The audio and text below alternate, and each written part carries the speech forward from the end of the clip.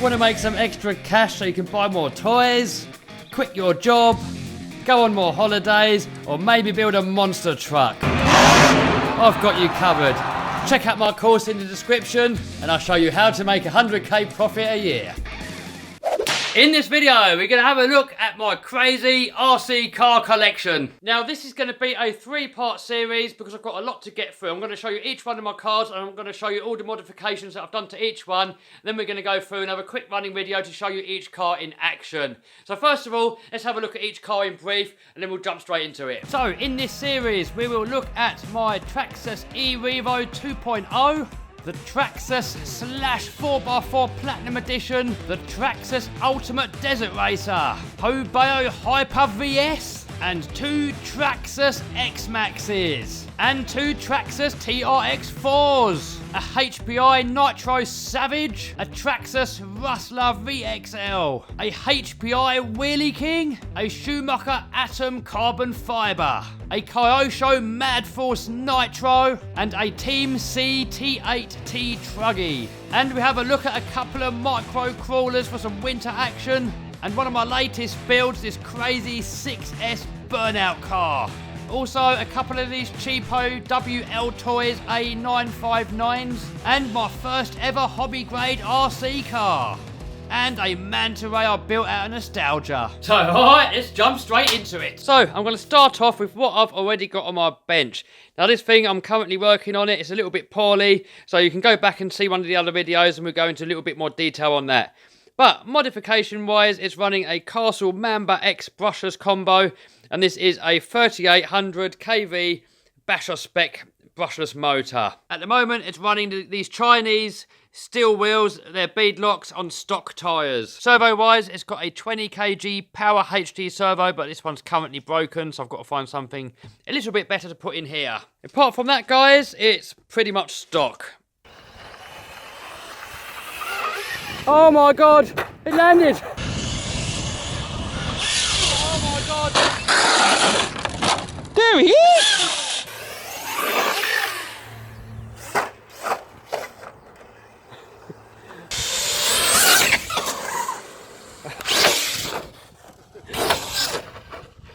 That's crazy!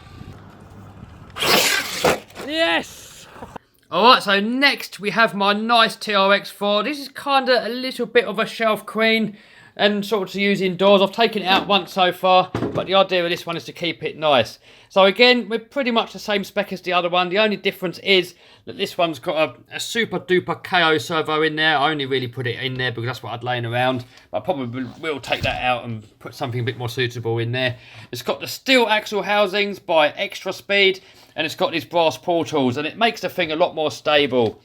So motor-wise, we've got the 3800 kV motor in here again by Castle Mamba, but this one is a crawler spec one. A little bit shorter can, and it just makes it a little bit more controllable when you're crawling. But other than that, guys, this thing's completely stock, and again, we're running the Chinese steel alloys. And in case you're wondering, this is the Proline Chevy C10 crawler body.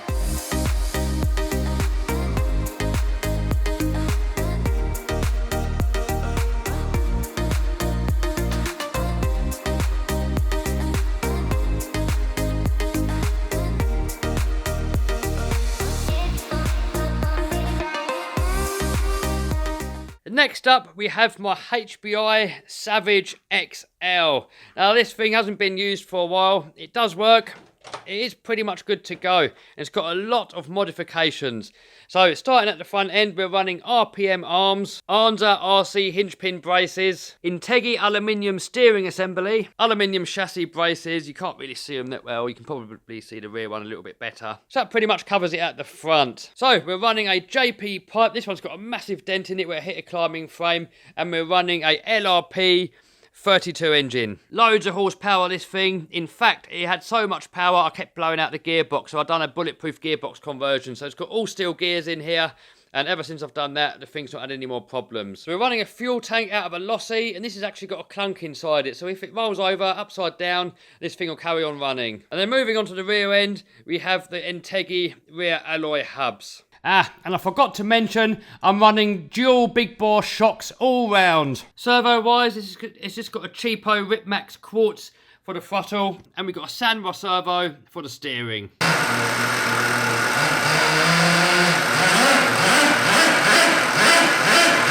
By the way guys, I run almost all my RC cars on the Traxxas TQI remote controller. Alright, so next up we have my Traxxas Ear Evo 2.0.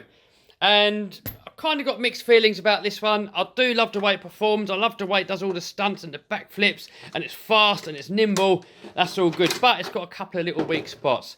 The main weak spot are these rear push rods here, or whatever they're called, tie rods. And they keep bending and breaking. And that's pretty much all the problems that I've ever had with this thing, is mainly these rods here. On the front, they seem okay, because I think it's got a servo saver there that's got a bit of give. But on the rear, there's just no end of problems. At the moment, I haven't tried it yet, but I put HPI rod ends on the end, so we'll see how they go. But really, I'm looking for a better fix for this, really. Someone did recommend me that RPM make an eliminator kit for the rear that gets rid of these tie rods, but it doesn't fit the 2.0, it only fits the version 1. Other than that, I can't really fault it. It's pretty good. I mean, the stock tyres, they blew out on day 1, so I'm running these Proline trenchers.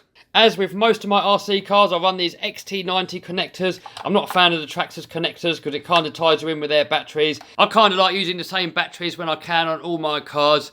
And I like to be able to sort of choose what brand of batteries I want to run. So that's the reason I cut off the Traxxas connectors and I put on these XT90s. Other than that, this thing's completely bone stock. So give me a little bit more time with this one, guys. I mean, I really do love it. I really do enjoy it. It's a blast to drive, but it just needs a couple of little niggles sorting out. One more thing. This thing tends to eat through servos, and I think the problem could be, what I've read on the forums, is that because there's two servos in there, if they're not perfectly set up and not working in harmony, they're kind of fighting against each other, and they're quite easy to burn out. So I'm probably going to put a couple of RJX hobby servos in this thing, the same as what I've got in this Hyper. We'll see that in a minute when we get that off the shelf, and hopefully that's going to solve the problem. But all in all, guys, brilliant truck. I really do like it. Really, the only bad point I would say so far are these rear tie rods.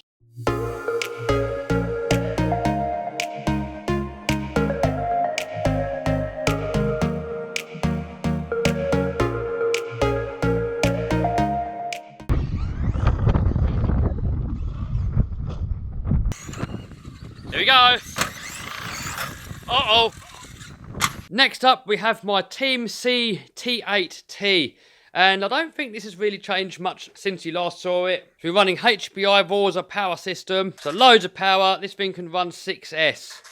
Modification wise, I've put these aluminium chassis braces in here. And it's also running oh, pin's falling out of here. Look, I've only just noticed that. It's also running a shaft here, which is out of a Thunder Tiger MTA4G3. Because it's running in it was standard. It had a long little stumpy shaft like that sticking out. And then like a normal size shaft here. But the trouble was it was flapping around, it was eating away at the diff bearing. And that's what you can see here. Look guys, you can see where it's worn away actually. And it's aluminium brace where the thing kept flapping around.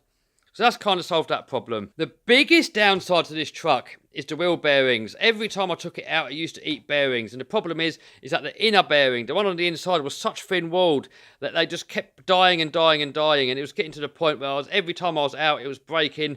And I had to replace the wheel bearings while I was out bashing. And it was taking the fun out of it. So I've put Coy Osho suspension on this just so I can run standard size wheel bearings. But now the geometry isn't quite right and the thing doesn't really handle that well. So I haven't really used it much. So I may well be in the market for a new truggy. I don't know. Maybe something from Armour. Maybe I'll get the Coy Osho one. I don't know yet. Give me a note in the comments, guys. Let me know what truggy I should get. Servo-wise, we're running a Savox. And we're running Proline wheels with these Fast Trax Twister tyres. And these are actually pretty good. They take the power well. They don't really balloon too badly. And they're fairly durable and fairly long lasting. So I can't really fault these at all. The body shell is made by Proline. I can't remember off the top of my head which one it is. But they don't make it anymore, which is a shame. Because I think it looks really nice. By the way, in case you're wondering, the slots here in the body shell, that's so that the body shell can move a little bit like this. And the reason for that is as you're bashing or crashing and jumping the thing, the chassis can flex. And what that does, it just gives it a little bit of play in the body shell and it stops the body shell from splitting. So by doing this little trick, it's going to make your body shells last 10 times longer.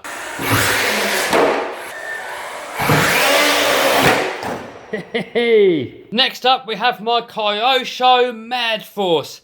Now this thing is pretty old, I got it used. I haven't really used it a whole lot. I mean, for bashing, it doesn't really take the beating. But it is still a lot of fun. I mean, it's nitro, but it is really, really fast. It's got a 3-speed gearbox, chain drive going down there. I'm pretty sure this thing's stock. I don't think it's really had anything done to it. But it doesn't really take much of a beating. If you start airing this thing out, it kind of falls to pieces. But so very cool little car. I like the way it's got some real axles. It's fairly realistic. But for hard bashing, definitely not. So I do plan on taking this thing out soon. It does work. Everything's working. I think it just needs fuel and it's good to go. Alright, so that's it for part 1, guys. Make sure you come back tomorrow for part 2. Alright, guys. See you soon. Bye.